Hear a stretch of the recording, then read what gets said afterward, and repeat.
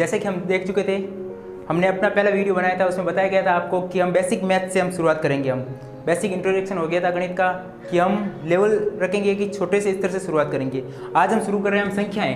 अब अपने पास संख्याएँ कैसी होती हैं और किस किस प्रकार की संख्या होती है उनके बारे में हम समझेंगे। सबसे पहले समझते हैं हम प्राकृत संख्या। प्राकृत संख्या बोले तो नेचुरल नंबर, ठीक है। प्राकृत संख्या, प्राकृत संख्या में देखो प्राकृत संख्या कहते हैं किससे है और प्राकृत संख्या होती क्या है उसे देखते हैं पहले।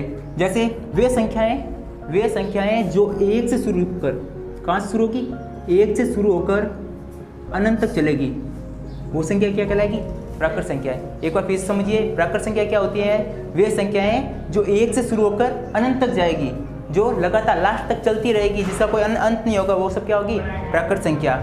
उसके बाद आती है अपने पास पूर्ण संख्याएं। पूर्ण संख्याएं, पूर्ण संख्या क्या होती है, वे संख्याएं जिनके अंदर अगर हम जीरो ऐड कर देवे, मतलब कि प्राकृत संख्या के अंदर हम जीरो ऐड कर देवे, वो सब क्या बन जाती है, पूर्ण संख्याएं। अर्थात होगा क्या कि 0 1 2 3 ऐसे चलते चलते चलते अनंत तक जाएगी, वो सब क्या हो जाएगी, पूर्ण संख्या हो जाएगी, ठीक है। इसका मतलब हमें फर्क क्या पड़ा, देखो प्राकृत संख्या और पूर्ण संख्या में क्या अंतर होता है। तो हम कह सकते हैं कि जब प्राकृत संख्या के अंदर हम जीरो ऐड कर देते हैं तो वो क्या बन जाती है, पूर्ण संख्या बन जाती है। उसके बाद आगे हम देखते हैं पूर्णांक। इसी का तीसरा रूप है अपने पास पूर्णांक संख्याएं। तो पूर्णांक संख्या क्या होती है, तो पूर्णांक संख्या वे संख्या होती हैं जो माइनस और प्लस दोनों में होती है। जैसे माइनस अनंत से शुरू होगी, मतलब माइनस में कहीं अनंत से शुरू होके वो चलते चलते चलते चलते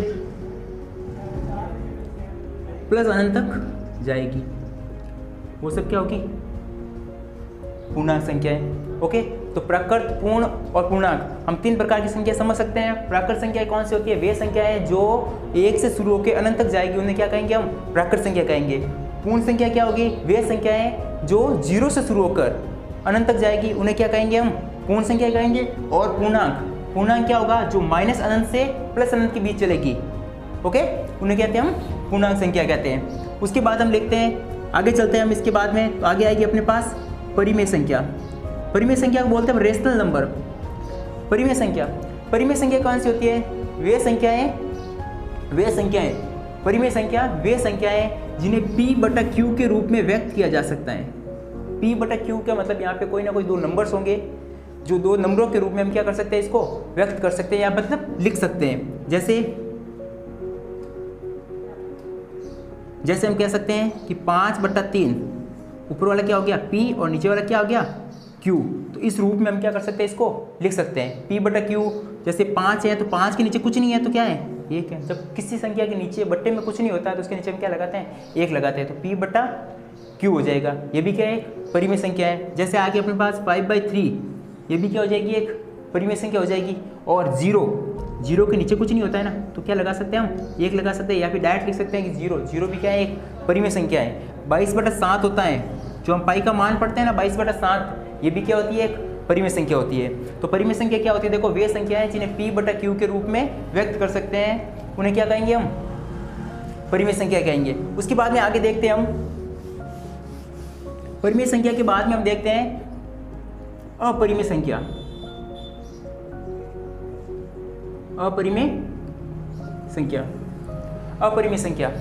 अपरिमेय संख्या मतलब इरेशनल नंबर। इरेशनल नंबर कौन से होते हैं, वे नंबर्स जिन्हें सिंपल सी बात है, जिसे P/Q के रूप में व्यक्त नहीं किया जा सकता, जिन्हें P/Q के रूप में व्यक्त नहीं किया जा सकता, उन्हें क्या कहेंगे, हम अपरिमेय संख्या। जैसे हमने क्या दिया कि 5/0, अगर किसी भी संख्या के, बहुत अच्छी चीज़ है, आगे जो बहुत काम आती है हमारे, कि किसी भी संख्या के नीचे अगर बट्टे में अगर जीरो आ जाता है, तो उन्हें क्या कहेंगे, हम अनंत हो जाएगा, उसकी वैल्यू क्या हो जाएगी, अनंत हो जाएगी, ठीक है ना। मतलब कि किसी भी संख्या के अगर बट्टे में अगर जीरो आ रहा है, इसका मतलब वो संख्या क्या है, अनंत हो गया। मतलब ये क्या है, एक इरेशनल नंबर है, अपरिमेय संख्या। जैसे संख्या आती है अपने पास 5.325 आगे चलती जा रही है, मतलब कि अनंत तक उसका डिवाइडेड हो रहा है, किस संख्या में हम भाग दे रहे हैं और भाग देने पर वो संख्या आगे की आगे चलती जा रही है, तो वो भी क्या होगी, एक इरेशनल नंबर होगी।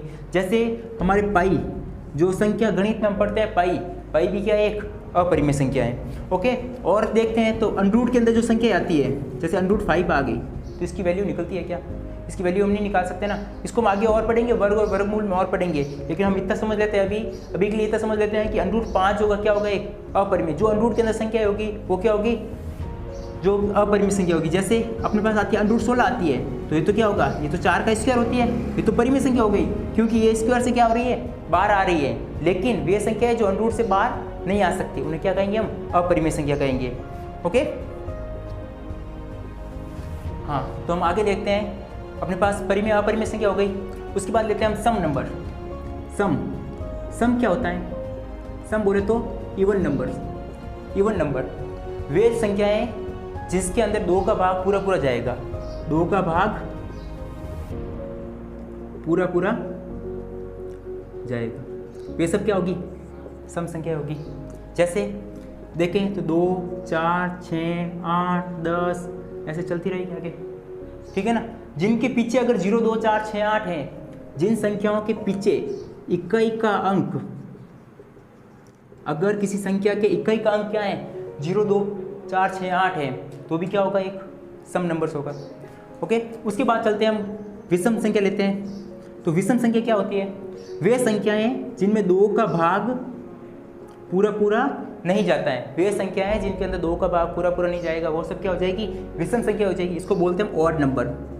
ओके, ऑड नंबर जैसे कौन कौन संख्या होगी, 1, 3, 5, 7, 9, 11, 13 ऐसे चलते रहेंगे, ठीक है ना। जिनके अंदर 2 का भाग पूरा नहीं जाएगा, मतलब कि जिन संख्याओं के पीछे 0, 2, 4, 6, 8 नहीं होगा, वे सब क्या होगी, विषम संख्या है। आज के लिए इतना ही, लेकिन एक बात ध्यान रखना, जब भी पढ़ने बैठे हो, इसका मतलब आपको कॉपी लेके बैठना है। अगर कॉपी लेके बैठोगे, अच्छा लर्न होगा, नोट्स बनाते रहे अपने साथ साथ, और साथ साथ लिखते रहे, आपको जरूर हेल्पफुल होंगे।